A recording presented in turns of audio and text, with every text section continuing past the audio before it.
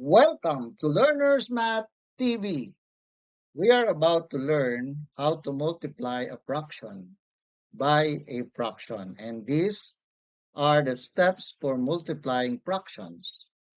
Multiply the numerators, multiply the denominators, and simplify.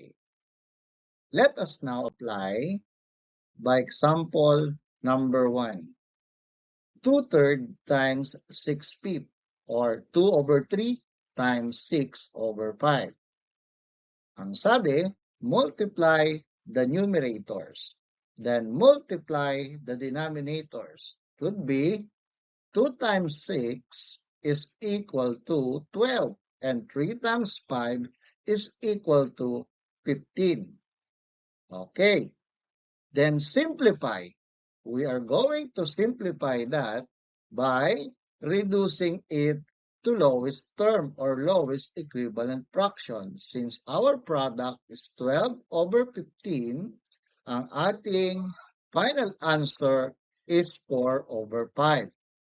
That is the reduced form or the lowest equivalent fraction of 12/15.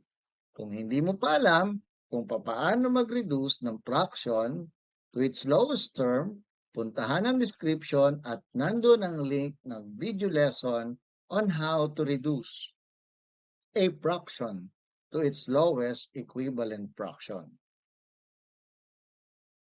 Tuloy tayo sa example number 2. 1/4 times 20/3. So multiply the numerators and multiply the denominators. 1 times 20 is 20 and 4 times 3 is 12. Ayan. So ito ay improper fraction. So ibig sabihin, pwede natin yan i-reduce pa to lowest term.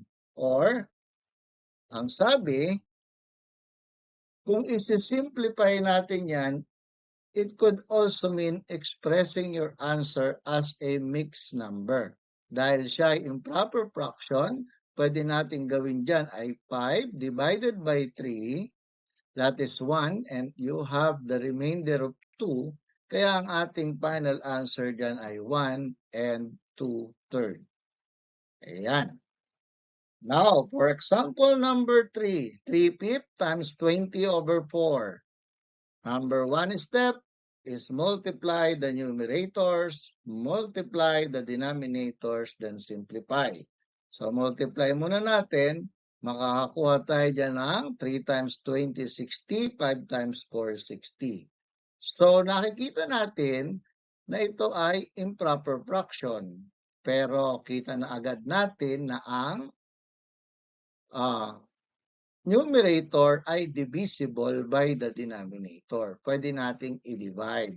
So, 60 divided by 20 is equal to 3. Kasi ang sabi, simplifying could also mean expressing your answer as a whole number. Okay? Kasi divisible naman siya. Okay? By 20, yung 60. 60 divided 20 is equal to exactly 3. So that is our final answer. In example number 4, dito naman sa example number 4, meron tayong technique.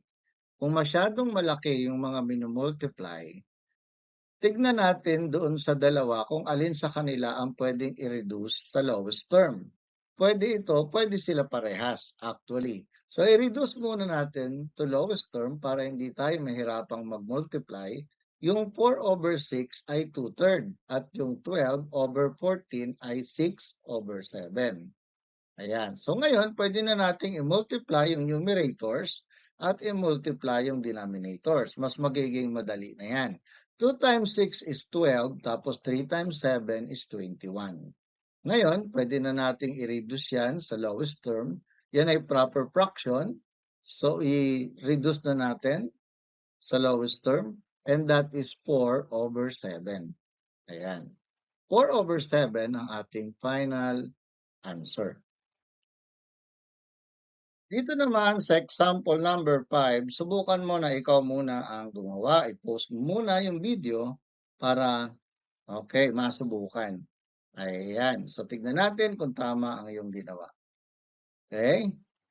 2 times 1, and then 5 times 6. Okay? Ang answer dyan ay 2 over 30. Pwede ba nating i-simplify pa to its lowest term? Yes, of course. Okay? Parehas sila divisible by 2. Kaya ang ating final answer must be 1 over 15. Ayan. Subukan mo rin gawin ang example number 6, 2/3 times 9 over 4. So, multiply the numerator and multiply the denominator. Tignan natin kung tama yung ginawa pagkatapos mo kaninang i-post yung video. Okay? So, that is equal to 18 over 12. Ayan.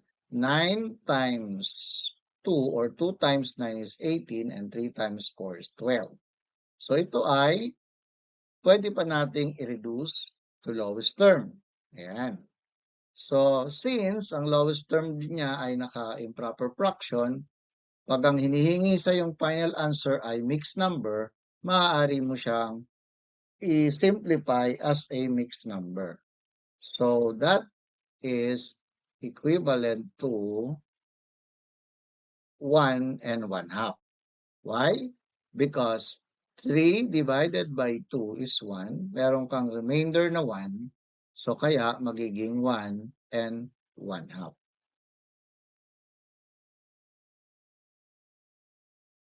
Sa example 7, subukan mo rin uli. 3 over 6 times 14 over 42. So, ang strategy, gaya ng example ko kanina, kapag masyadong malalaki yung numerator at mga denominator, ay maaari mo muna itong i-reduce parehas sa lowest term kung reducible sila. So, yung 3 over 6 ay pwedeng i-reduce as 1/2. Ito yan. At yung 14 over 42 ay pwede mong i-reduce to 1/3. So, ngayon, mas madali mo na siyang ma-multiply. 1 times 1 and 2 times 3 na lang siya. So, that is 1 over 6. So, ngayon, hindi ka na magre-reduce pa to lowest term kasi nireduce mo na kanina yung dalawa sa lowest term. So, pagdating dito, yan ay hindi na siya reducible. Yan ay yung pinaka lowest equivalent fraction. And that is your final answer. Kaya laging tatandaan, sa math ay hindi maaari na nanonood ka lamang. Upang maging mahusay, dapat lagi kang handa na mag-practice o magsanay.